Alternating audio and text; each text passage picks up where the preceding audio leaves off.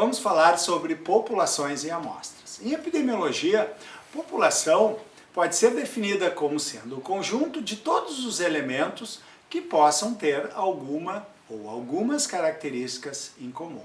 A população inicialmente é considerada a população geral, da qual você vai estabelecendo alguns critérios relativos ao estudo que será conduzido, selecionar um grupo populacional específico.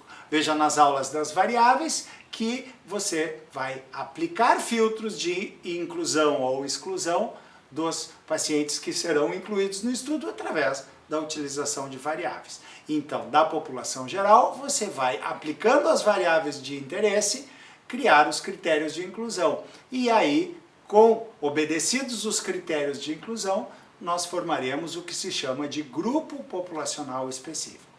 E a partir desse grupo populacional específico, nós vamos pensar se será preciso selecionar uma amostra ou não.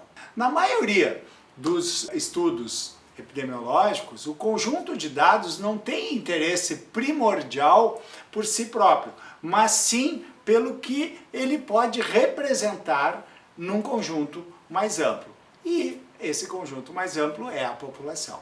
Então, normalmente se utiliza a população, seria o ideal. Nem sempre é possível. E aí, então, nós utilizamos amostras. Existem algumas razões para que sejamos obrigados a usar uma amostra, uma vez que o ideal seria usar a população.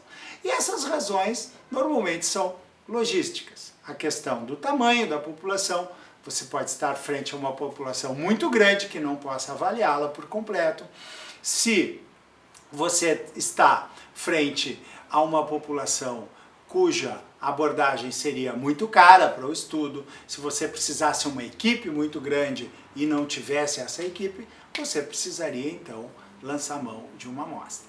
Por outro lado, muitas vezes as populações são chamadas de hipotéticas, ou seja, você pleiteia um estudo para uma determinada doença e você jamais englobaria no seu estudo todas as pessoas que tenham ou venham a ter aquela doença, nem mesmo aquelas pessoas que tomando a medicação ou que viessem a tomar a medicação poderiam se beneficiar dela. Então esta seria outra razão para usar a amostra. E a terceira razão para se usar uma amostra é que muitas vezes o exame de menos pessoas pode ser mais apurado, como um teste psiquiátrico e etc. Se você tivesse que aplicar esse teste numa população muito grande, provavelmente os resultados não seriam tão precisos. Então, por essa razão, lançamos mão de uma amostra. Uma vez que o processo amostral traz em si a possibilidade de algum erro, e nós precisamos então abordar e observar alguns aspectos importantes para evitar erros no processo amostral. Nós dizemos basicamente que você deve observar o tamanho de amostra, existem softwares para fazer o cálculo de tamanho de amostra, e em princípio, quanto maior a amostra, melhor o estudo. Nem sempre isso se aplica, mas normalmente pode-se dizer dessa forma. E o outro aspecto é a representatividade da amostra, ou seja, a amostra representativa significa que ela pode depois, então, representar a população de onde ela saiu. Isso é um aspecto super importante, não há relação com o tamanho. Existem amostras grandes não representativas, mas o ideal é que você observe esses dois aspectos, o tamanho e a representatividade da amostra, cujo aspecto mais importante para garantir esta representatividade é valer-se de uma amostra aleatória ou probabilística.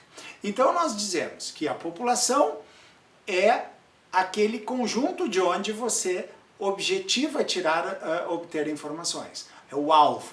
E a amostra é o subconjunto, então, desta população que você vai selecionar conforme critérios específicos. Se diz que a amostra é probabilística quando todos os indivíduos da população tiverem a possibilidade de participarem da amostra. Isso se obtém mediante um sorteio aleatório. E quando todas as pessoas da população tiverem exatamente a mesma probabilidade de participarem da amostra, essa amostra é chamada de equiprobabilística. Por exemplo, se você vende uma rifa e cada pessoa compra apenas um número, essa é uma amostra equiprobabilística, porque todos terão exatamente a mesma chance de serem sorteados. E a fração amostral é outro aspecto importante no processo de amostras. A fração amostral é a proporção dos indivíduos da população que foram incluídos na amostra. E, obviamente, você pode calcular essa fração amostral matematicamente através de uma fórmula.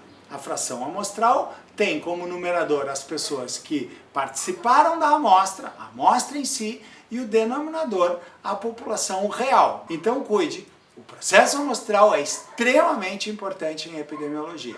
Ele precisa ser muito bem calculado e muito bem observado os dois aspectos importantes, tamanho e representatividade da amostra.